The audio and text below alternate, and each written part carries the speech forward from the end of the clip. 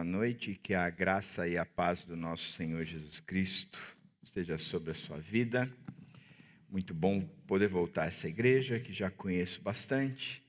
Sei que é a igreja com o maior número de palmeirenses que eu já frequentei, já passei, já vi, já convivi.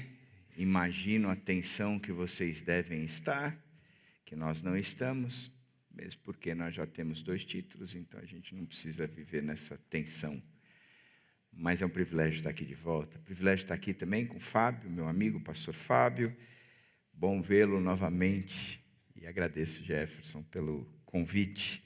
Sei que vocês têm crescido esse ano em cima de um texto bíblico, do texto de Hebreus 4,16, quando diz assim: aproximemo-nos do trono da graça com toda a confiança, a fim de recebermos misericórdia e encontrarmos graça que nos ajude no momento da necessidade. Um trono da graça, onde nós podemos nos adentrar, né? Chegar com toda a nossa confiança e ali encontrar graça. É graça sobre graça, né? A gente vive em cima da graça. Mas o que nos dá a autoridade para entrar com toda a confiança tem a ver com aquilo que nós cremos. Se nós acreditamos, a gente entra com confiança. Se a gente não acredita, a gente entra sempre inseguro. Mas será? Será? Eu quero trabalhar com vocês um pouco hoje o texto de Efésios 5, aquele texto clássico de homens e mulheres e que o texto traz para a gente. E eu gostaria hoje de talvez desenvolver um pouco mais. Quando nós vamos fazer uma leitura bíblica, a gente tem que sempre fazer a leitura do contexto histórico, do contexto cultural, porque o contexto histórico e o contexto cultural, ele explica muito o porquê o autor escreveu. E a partir desse contexto histórico, desse contexto cultural, desenvolver um pouquinho mais o texto de Efésios capítulo 5. Mas eu quero entrar primeiro no versículo 18, que diz o seguinte: não se embriaguem com vinho que leva à libertinagem, mas deixem-se encher pelo Espírito, falando entre si com salmos, hinos e cânticos espirituais, cantando e louvando de coração ao Senhor, dando graças constantemente ao Senhor, dando graças constantemente a Deus e Pai por todas as coisas em nome do nosso Senhor Jesus Cristo. Sujeitem-se uns aos outros por temor a Cristo. Mulheres, sujeite-se cada uma ao seu marido como ao Senhor, pois o marido é o cabeça da mulher, como também Cristo é o cabeça da igreja, que é o seu corpo, do qual ele é o Salvador. Assim como a igreja está sujeita a Cristo, também as mulheres estejam em tudo sujeitas a seus maridos.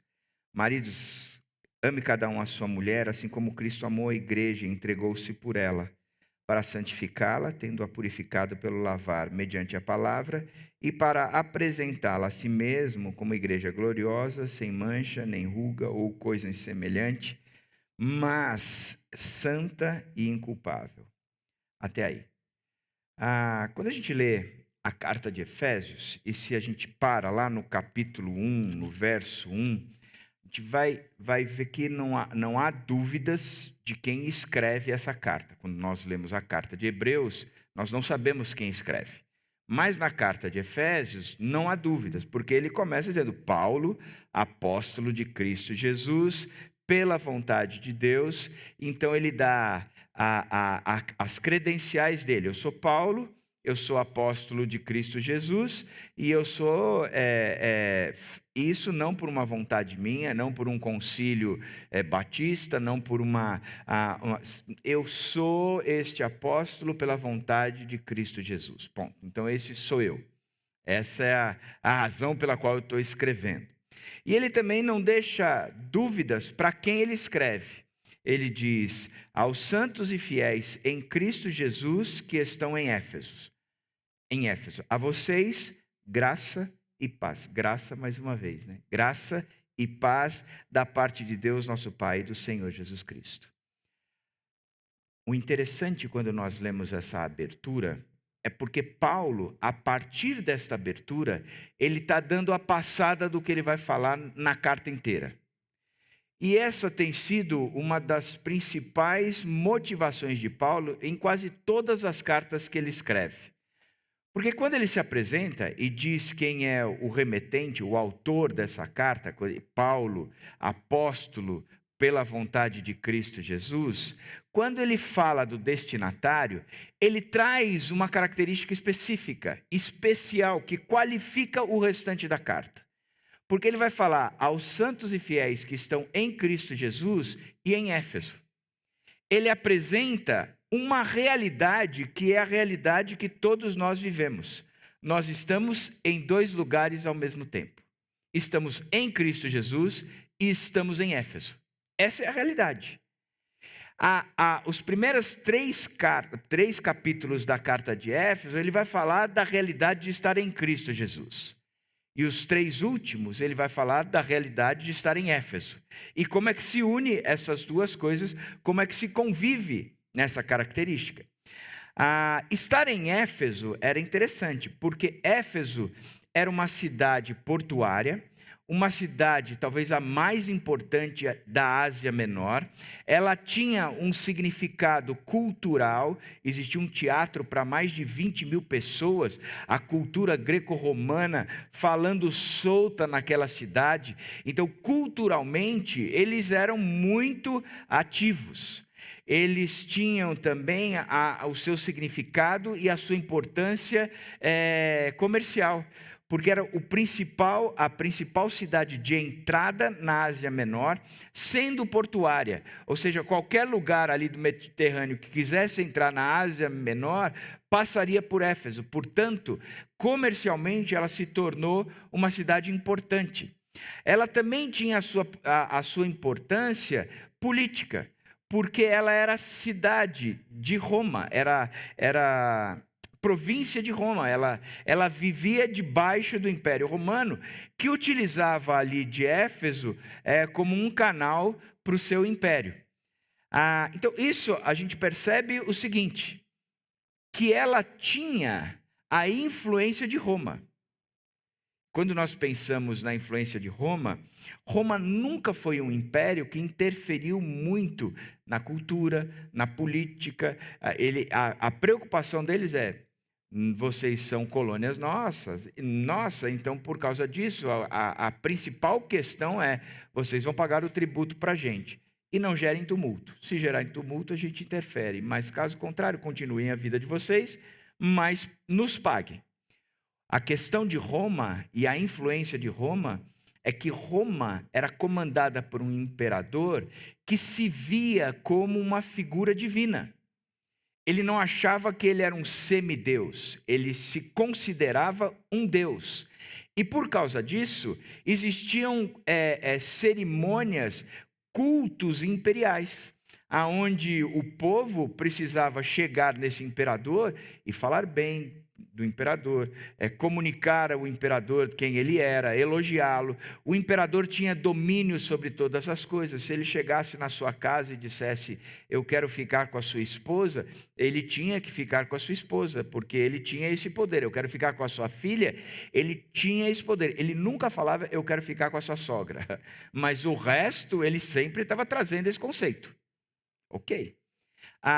Os homens daquele império, eles morriam pelo imperador. Eles tinham que ir para a guerra pelo imperador. E eles tinham que fazer tudo o que o imperador mandasse. Então você vivia numa cultura onde o imperador, ele era Deus. E exigia-se a adoração a esse imperador. Como eles viviam numa cultura grega também, existia em Éfeso algo em torno de 50 deuses que o povo buscava. E a cultura daquela época, em geral, um deus estava ligado, por exemplo, a determinada área de comércio ou de que havia necessidade de progresso e assim por diante. Então, por exemplo, 2 deuses que eram muito comuns na época. Baco, aonde era o deus do vinho, e nas cerimônias que se celebravam a esse Baco, entravam-se naquelas celebrações todas, e ali você comia, você bebia, num volume gigantesco. Depois você ia para um lugar onde você vomitava e você voltava e comia e bebia. E a partir dali também, sempre nessas festas que existiam esses deuses, elas também terminavam em imoralidade sexual. Então, nas festas a Baco, existia uma imoralidade sexual tremenda. Em geral, os homens usando as mulheres. Por isso é que a expressão bacanal se tornou conhecida a nós, por causa dessas festas. Existia também um templo a Diana, Artemis, que era a deusa, que era uma caçadora, mas era a deusa da fertilidade, a deusa que abençoava as gestações das mulheres, a deusa do parto em si. E a Diana tinha um templo que era considerado uma das grandes maravilhas do mundo antigo. Essa Diana, quando se adorava essa Diana, ia para esse culto, e ali existiam muitas sacerdotisas, e essas sacerdotisas cultuais eram utilizadas pelos homens na imoralidade sexual, como também forma de adoração. Então, tanto nas festas de Baco, como nas festas a Diana, nessas celebrações, a mulher sempre era um objeto. A cultura em si já favorecia ou já impulsionava a mulher a ser, sempre uma casta inferior dentro da sociedade, que também não era tão diferente na cultura judaica, aonde uma cultura extremamente patriarcal, machista, aonde o homem era aquele que sempre liderava. Então, na cultura, naquela sociedade, nós enxergamos que o cristão que se posicionava ao lado de fato de Cristo, aquele que tinha entendido quem Jesus Cristo era, que podia chegar nesse trono da graça com intrepidez, inclusive para receber graça e receber orientação para tudo aquilo que ele precisava, ele vivia em Éfeso. E Éfeso tinha essas marcas.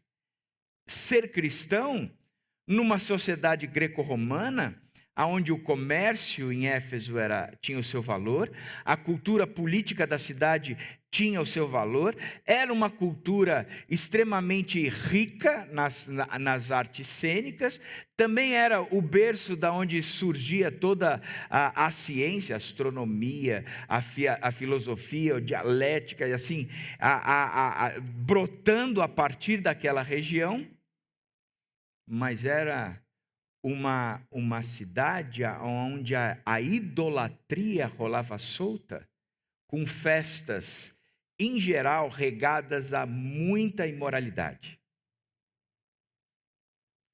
Isso era ser cristão vivendo em Éfeso. Agora, a carta de Éfeso começa dizendo aos santos e fiéis que estão em Cristo e em Éfeso. O que é estar em Cristo? Quando a gente lê a carta de Éfeso, nos enche de esperança e de alegria. Porque estar em Cristo, nós já fomos abençoados com toda a sorte de bênção nas regiões celestiais. Porque estar em Cristo é ter sido selado com o Espírito Santo da promessa, que nos dá a garantia não só de uma vida nova, mas quando Jesus voltar, ele vai ver esse selo em nós, nos dando então a garantia de pertencer a Jesus Cristo. Estar em Cristo é sair daquela condição que estávamos antes, pois estávamos mortos nos nossos próprios pecados e delitos, mas ele nos deu vida. E aí nós somos salvos pela graça, por meio da fé. Isso não tem a ver com obras para que ninguém se glorie. Isso é estar em Cristo. Isso é uma condição real. Eu e você já temos toda a sorte de bênção nas regiões celestiais. Eu e você já temos todo o trabalho do Espírito Santo na nossa vida, porque fomos selados com Ele. eu e você, estávamos mortos, mas agora em Cristo Ele nos deu vida. E Ele nos deu pela graça. Estar em Cristo, o capítulo 2 vai terminando dizendo que uma das coisas que caracteriza o estar em Cristo é que a obra de Cristo na cruz trouxe uma condição especial para nós. A obra de Cristo na cruz, ela fez com que de dois povos se tornassem um. E ele vai dizer que os judeus que receberam a promessa não são mais exclusivos da promessa, mas a promessa foi estendida aos gentios e o muro da inimizade foi tirado, e por causa disso, agora que estamos em Cristo, dos dois povos, ele fez um. Bacana isso, né? Isso é estar em Cristo. Isso é estar em Cristo. Ele continua dizendo, no capítulo 3, que aí ele começa a fazer algumas orações pelo pessoal de Éfeso. Ele vai dizer, já que vocês estão em Cristo, eu quero que vocês saibam que a salvação que nos colocou nessa região celestial, onde nós temos todas as bênçãos, que já somos selados com o Espírito, que agora estamos vivos e não mais mortos, que não há mais muro de inimizade entre nós, porque Cristo tirou esse muro da inimizade e agora dos dois povos ele fez um. Paulo vai dizer o seguinte, sabe o porquê eu estou orando por vocês? Para que vocês possam experimentar juntamente com todos os santos, já que todos os santos agora se tornaram um, porque o muro da inimizade foi tirado, vocês possam compreender a largura, o comprimento, a altura e a profundidade do amor de Cristo. Isso é estar em Cristo. Agora, com os meus irmãos, eu posso experimentar o amor de Deus em sua totalidade, em sua integralidade. Não há mais como experimentar meio amor. Eu experimento o amor inteiro. A largura, a altura, o comprimento e a profundidade. Eu experimento o amor inteiro. E sabe o que é interessante no texto? Que ele vai dizer o seguinte, aquele que é capaz de fazer infinitamente mais do que pedimos, do que pensamos ou pedimos, de acordo com o seu poder que atua em nós. Nós sempre usamos esse texto num quê motivacional, dizendo Deus é capaz de fazer muito mais do que a gente está pedindo e orando. No contexto, gente, o que esse versículo diz é, porque estamos em Cristo, Ele é capaz de fazer infinitamente mais do que pedimos ou pensamos, para que eu e você possamos experimentar o amor de Cristo em sua totalidade, porque do muro de inimizade, esse muro de inimizade foi removido e dos dois ele fez um. Não tem nada a ver com esse versículo motivacional, mas tem tudo a ver com o fato de já estarmos em Cristo. E por causa disso, Ele vai fazer infinitamente mais do que pedimos ou pensamos, para que possamos juntos, juntamente com todos os santos, experimentar a altura, a largura, o comprimento e a profundidade do amor de Cristo. Isso é estar em Cristo. E aí ele põe um ponto final de estarmos em Cristo. E aí ele vai dizer, mas vocês estão em Roma. Porque vocês estão em Roma, capítulo 4, ele começa dizendo, façam todo o esforço para conservar a unidade do Espírito pelo vínculo da paz. O Espírito já qualificou vocês para experimentarem o amor na sua integralidade, abençoá-los com toda a sorte de bênção. Então agora, já que vocês estão em Cristo, mas também estão em Éfeso, já que vocês estão em Cristo, mas também estão em Bragança, agora vocês vão fazer todo o esforço para manter o vínculo da paz. Isso é estar em Roma. Isso é estar aqui. é fazer todo o esforço. E ele vem descrevendo todo o esforço. E é bacana quando a gente pensa que o propósito dele é dos dois fazerem um, porque ele continua esse argumento no texto inteiro. Lá para frente, quando nós lemos o texto que lemos na abertura de Efésios 5, do marido e da mulher, ele está dizendo, agora que vocês estão em Cristo, o muro da inimizade foi tirado, marido e mulher, agora vocês podem ser um. Pais e filhos, o muro da inimizade foi tirado. Agora vocês podem ser um. Senhores e escravos, o muro da inimizade foi tirado. E agora vocês podem ser um. E vão experimentar o amor de Deus em sua inteireza, integralidade, totalidade. Entenderam? Bonita carta, né? Descrição linda do texto. Linda. Então a gente experimenta isso. Quando ele chega para trabalhar esse contexto para o marido e a mulher, ele começa dizendo, não se embriaguem com vinho, no qual leva a libertinagem, mas deixem-se encher pelo Espírito. Nós já somos selados com o Espírito. Isso é estar em Cristo. Mas agora, nós temos que nos encher do Espírito. E olha que interessante. Ele está dizendo, não se embriaguem com vinho, no qual leva a libertinagem. No original, entendendo o contexto cultural e histórico, a ideia é, não se encham de Baco, que leva a libertinagem, mas se encham do Espírito, que leva a liberdade.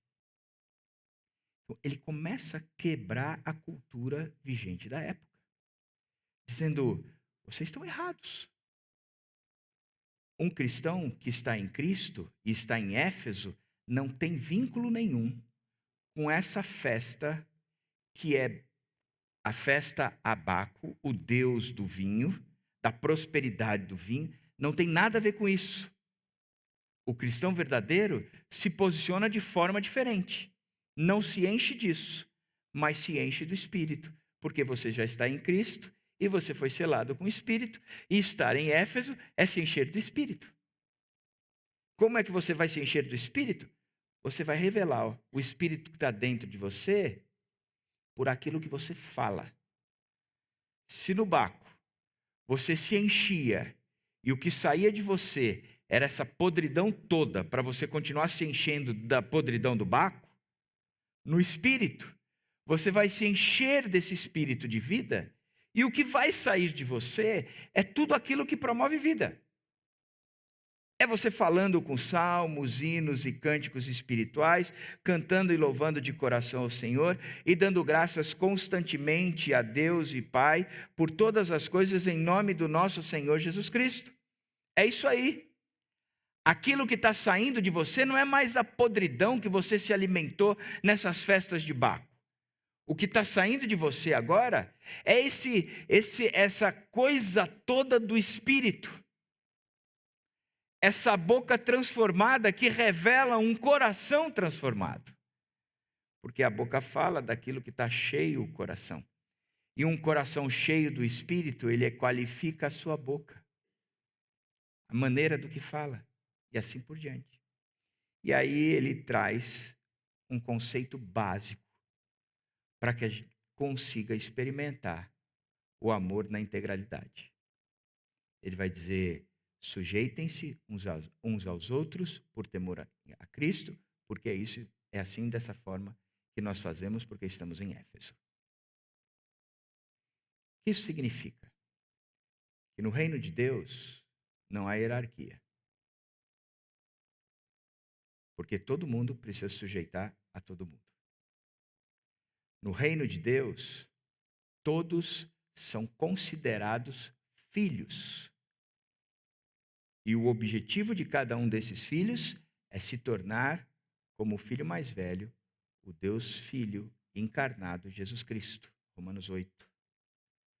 que o sonho de Deus é ser um pai de uma grande família, cujos filhos são a imagem do filho mais velho.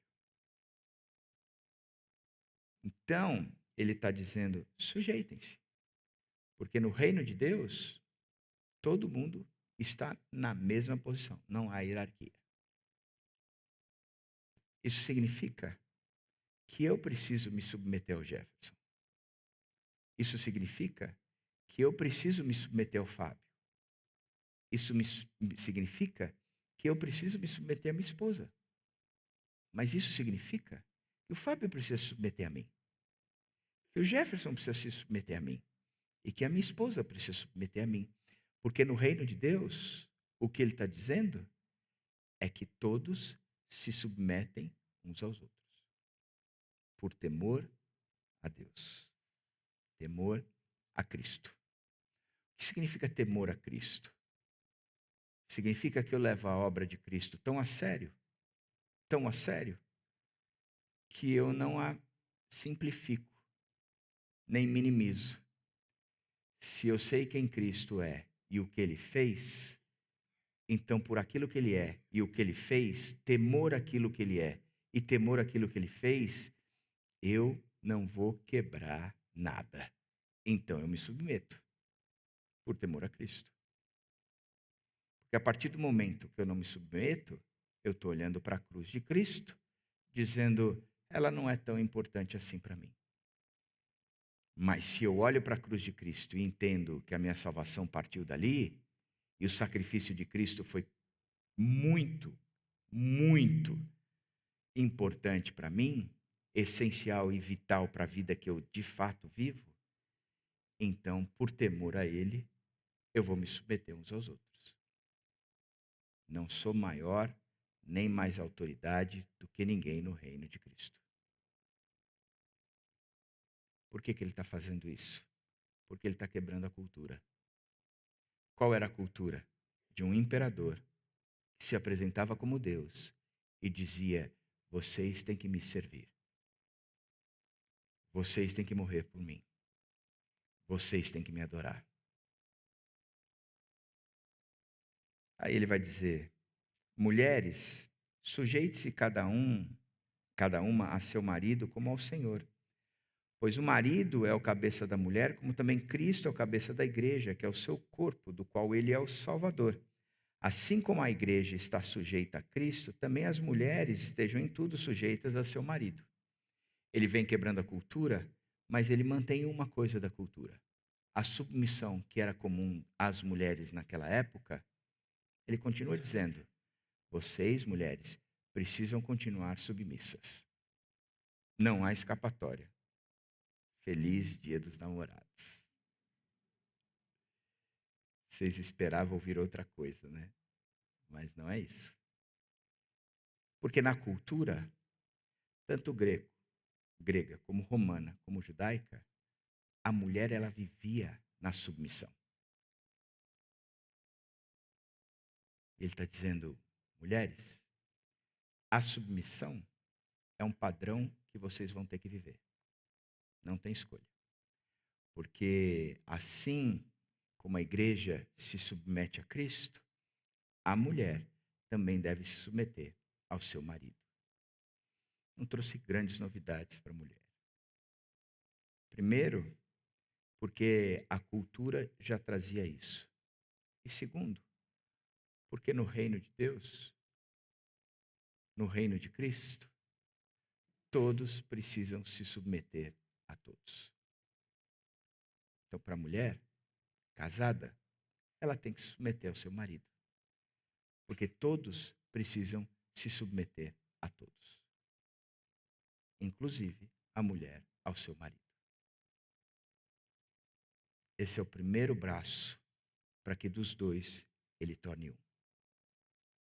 Isso é interessante, gente. Porque nós vivemos uma cultura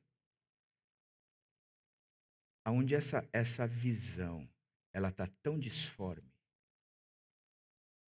que nós estamos vivendo um período muito chato, onde os homens não entendem o seu papel e nem as mulheres entendem o seu papel. E E por causa disso, há tantos conflitos e tantas novidades.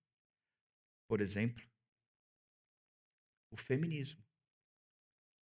Essa voz feminista dizendo que não está de acordo com a situação que vive hoje, onde a mulher ela é inferiorizada, ela é um objeto dentro da sociedade, ela ganha menos do que os homens e assim por diante. No reino evangélico, o papel do homem também começa a ser discutido, aonde o papel do homem agora tem que ser o papel daquele homem macho, forte, que grita, que sabe, que tem força, que sobe monte, que desce monte, que não sei o quê. E nada contra o movimento, contra a definição de que esse é o certo. Esse é o certo. Quando a gente para pensar na teologia da criação,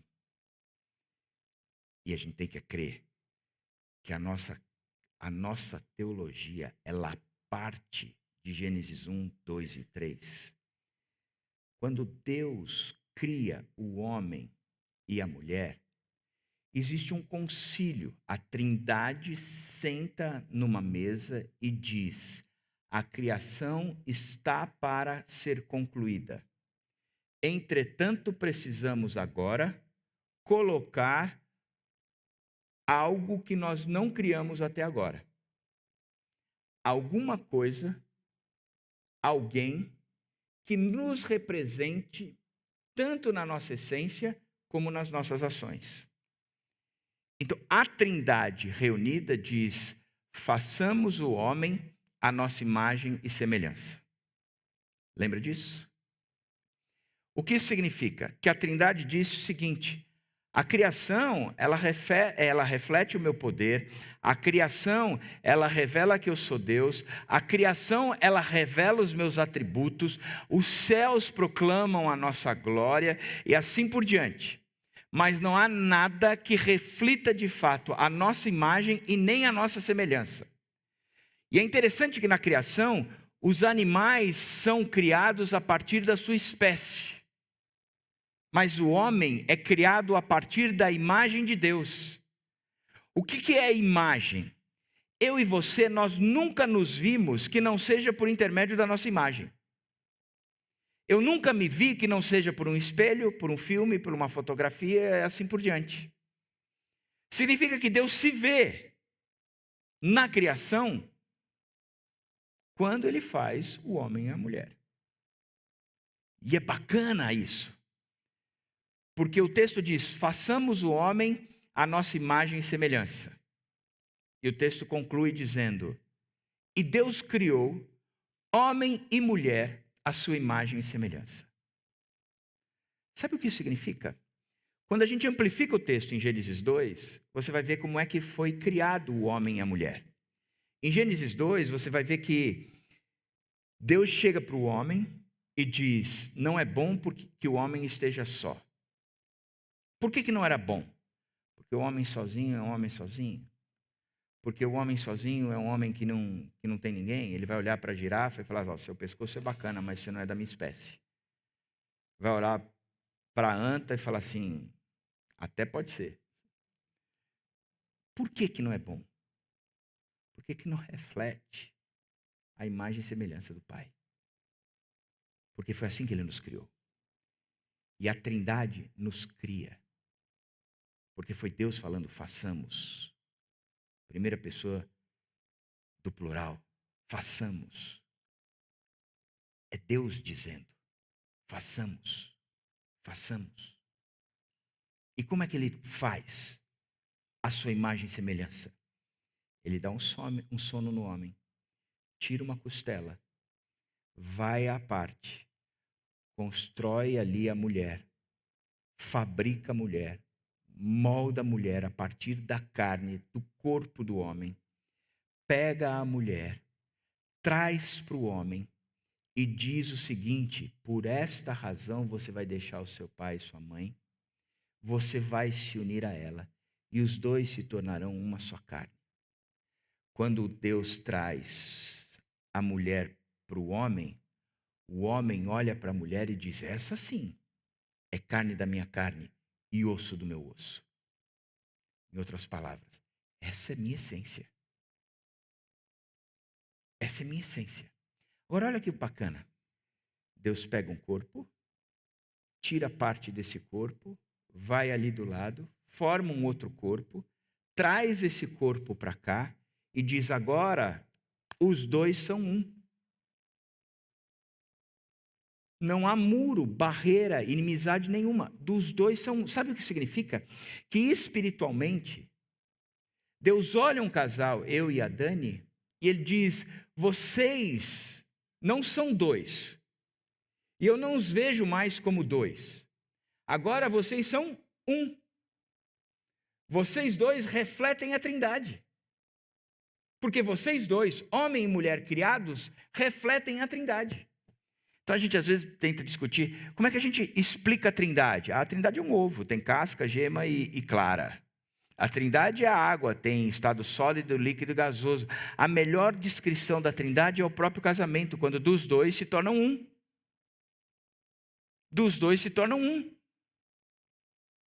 Então hoje, por mais que sejamos dois, nós não somos nem espiritualmente, nem existencialmente dois. Nós somos um. Por quê? Porque a especialidade de Deus é repetir o que em Gênesis aconteceu e o que em Éfeso é descrito. Dos dois, ele fez um. Esse é o movimento. Estar em Cristo significa que agora eu e a Dani somos um.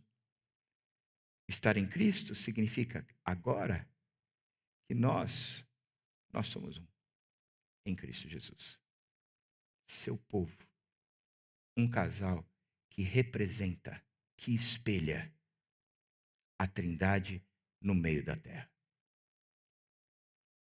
Por isso que o casamento é sagrado. Por isso que aquilo que Deus uniu não separe o homem. Por isso que a imoralidade sexual é um pecado contra o corpo. Nós. Não é o meu corpo. Por isso que a Bíblia fala tanto em imoralidade sexual, porque a imoralidade sexual, ela fere a imagem da Trindade. Entenderam? E aí a gente chega no texto de Efésios aqui, quando ele vai dizer mulheres sujeitem, mas ele vai dar uma dica. Porque o marido é o cabeça, assim como Cristo é o cabeça. Na cultura, onde o imperador era o cabeça, e como o imperador sendo cabeça, todos precisavam servir o imperador, estar sujeito à vontade do imperador, morrer pelo imperador. Ele vai chegar e dizer: maridos, deixa eu quebrar a cultura. Vocês têm essa imagem do que é ser o cabeça. Mas o cabeça, dentro do reino, para que os dois se tornem um, marido, você vai ter que amar a sua esposa como Cristo amou e se entregou por ela. Como é que Cristo amou e se entregou pela igreja?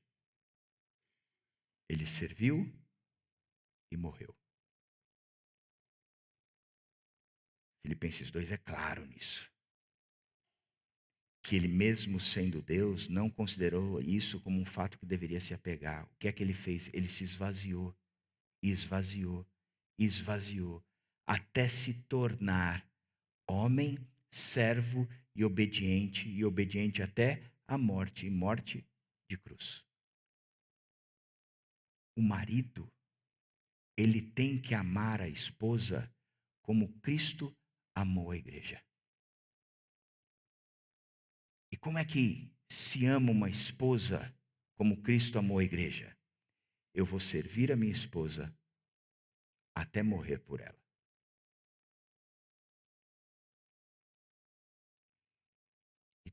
quando os casais vêm conversar comigo e o marido diz, eu já tentei de tudo, eu digo, truco. Não tentou. Não tentou de tudo. Porque o tentar de tudo significa que você vai amar como Jesus Cristo amou. E você não amou como Jesus Cristo amou. Porque o modelo é que o amor nunca perece. E o seu amor acabou. Você não amou. Recentemente um casal me procurou. Jovens, muito bem de vida, mas pensa bem de vida, muito bem de vida. E vieram conversar. Eu estava sentado, os dois sentaram na minha frente. Já tinha conversado individualmente com os dois. Imaginei o que vinha pela frente. E começaram as discussões. Eu acho que eu trabalho muito mais que ela. E ela tem, então, algumas tarefas dentro de casa que ela precisa realizar. E ela não realiza. Sim. Por exemplo, passear com o cachorro, ele disse. A gente tem um cachorro que de vez em quando precisa passear com ele. Ela ficou encarregada da tarefa de passear com o cachorro. E ela não passeia com o cachorro.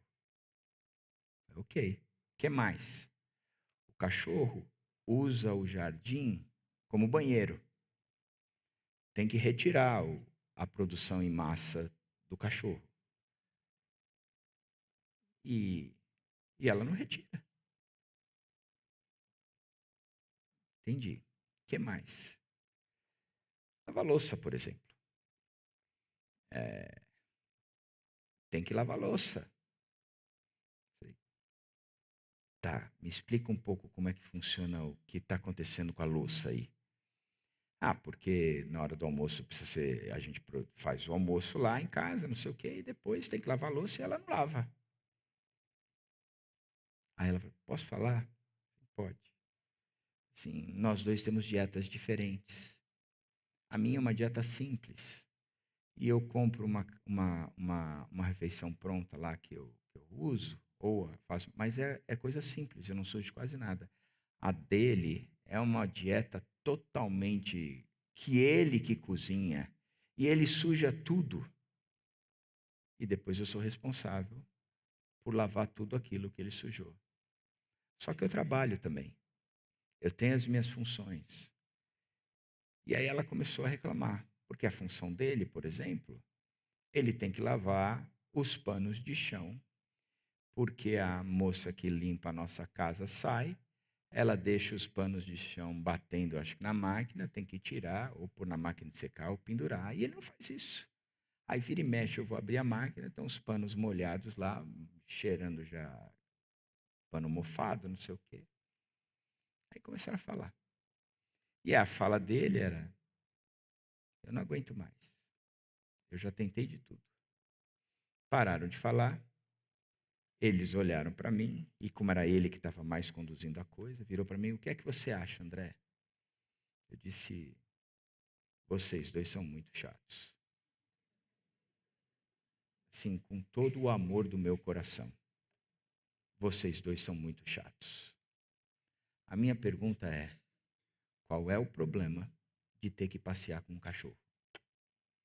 Há 2 meses atrás faleceu o nosso cachorro. A gente tinha um Schnauzer chamado iPod. O iPod faleceu.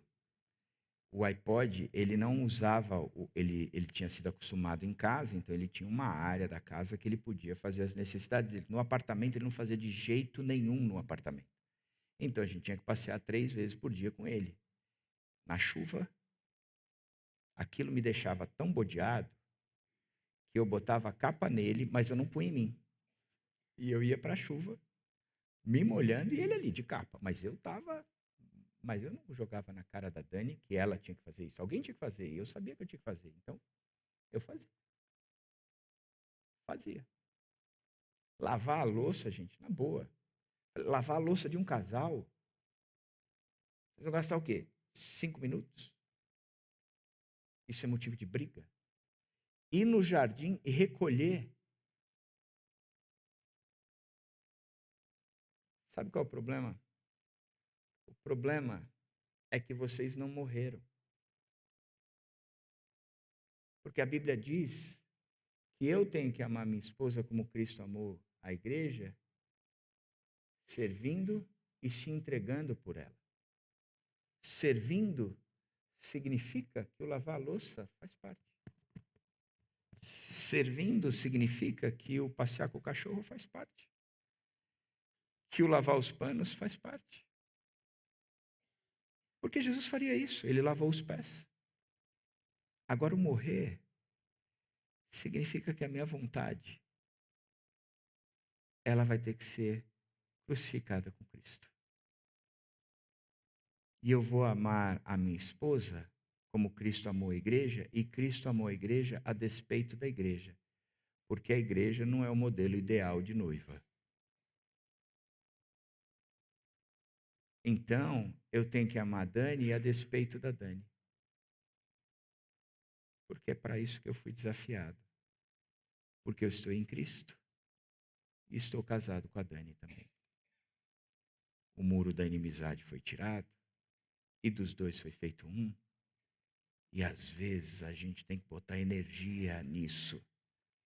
Para entender que dos dois nós fomos feitos um. Às vezes é fácil. Mas às vezes eu preciso subir na cruz. Às vezes ela precisa subir na cruz. Porque isso é casamento, gente. Isso é refletir a Trindade. Isso é viver num mundo como casal que inspira e enche o mundo de esperança. Porque ele pode ver em nós a Trindade. Porque nós somos a imagem e semelhança do Deus Trino. Você vai ver que a gente às vezes fica discutindo muito funções dentro da igreja, dentro do casamento, dentro dos relacionamentos.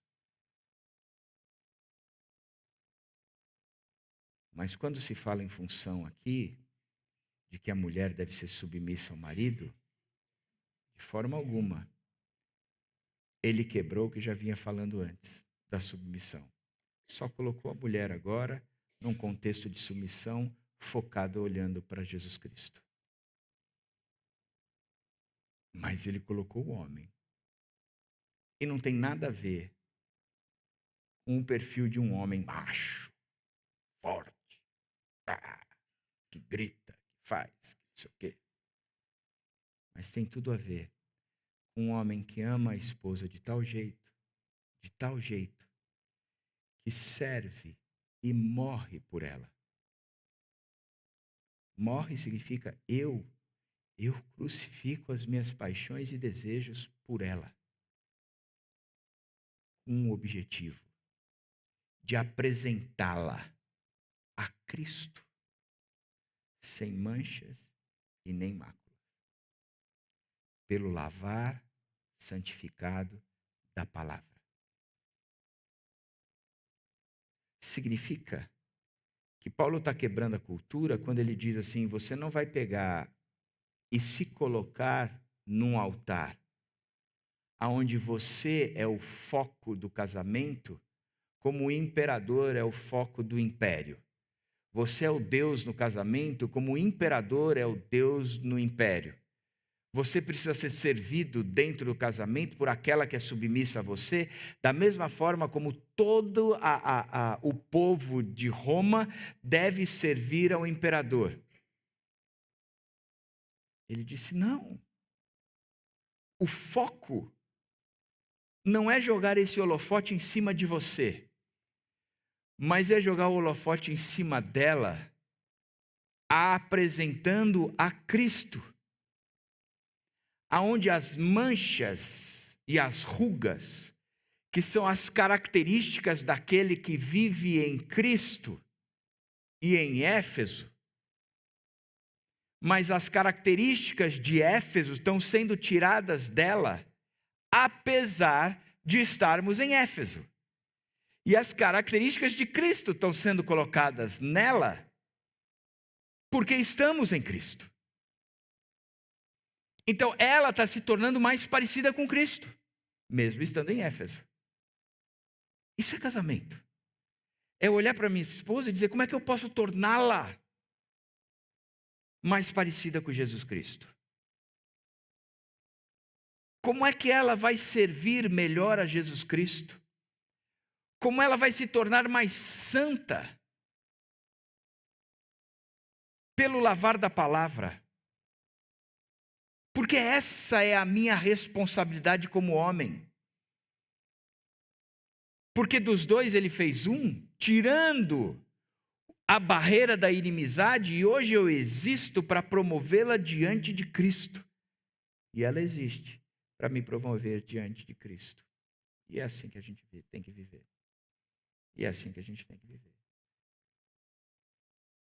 Porque nós espelhamos a Trindade. E na Trindade não há disputa de posição. Mas é a disputa em cima de todo o amor de quem promove o outro num propósito único. O Pai promove o Filho, que promove o Espírito, que promove o Filho, que promove o Pai, que promove o Espírito. No casamento eu promovo a minha esposa, que promove a mim, que promovemos os nossos filhos. Na expectativa de que essa corrente continue. E pela graça de Deus, lá em casa a gente tem visto isso. Felipe, o mais novo, casou ano passado, dia 13 de julho, e o Pedro, o mais velho, casa agora dia 12 de julho. Pela graça de Deus, 2 homens de Deus casando-se com 2 mulheres de Deus. É isso. A simplicidade de estar em Cristo e em Éfeso, em Cristo e em Bragança, em Cristo no meu casamento.